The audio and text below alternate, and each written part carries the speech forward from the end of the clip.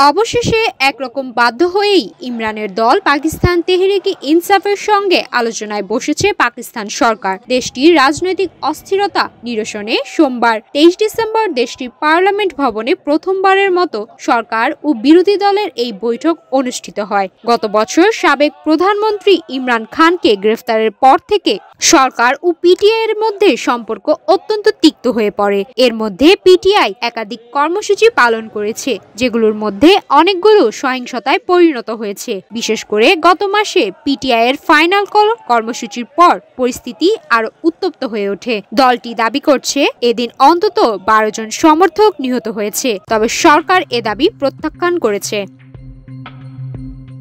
সম্প্রতি আলোচনার জন্য ইমরান খান একটি 5 সদস্যের কমিটি গঠনের প্রস্তাব দেন। তার পরিপ্রেক্ষিতে পাকিস্তানের জাতীয় পরিষদের স্পিকার আওয়াজ সাদিকের পরামর্শে প্রধানমন্ত্রী শাহবাজ শরীফ একটি সরকারি কমিটি গঠন করেন। কমিটিতে রয়েছেন উপপ্রধানমন্ত্রী ইশাক দার, প্রধানমন্ত্রীর রাজনৈতিক উপদেষ্টা রানা সানাউল্লাহ, সিনেটর ইরফান সিদ্দিকী, পিপিপি নেতা রাজা পারভেজ আশরাফ, নবিদ কামার, এমকিউএমপি নেতা ডক্টর খালিদ মকবুল সিদ্দিকী, আইপিপি নেতা আলিম খান, পিএমএলকিউ নেতা চৌধুরী শালিক হোসেন এবং বালুচিস্তান আওয়ামী পার্টির সর্দার খালিদ ম্যাগিস।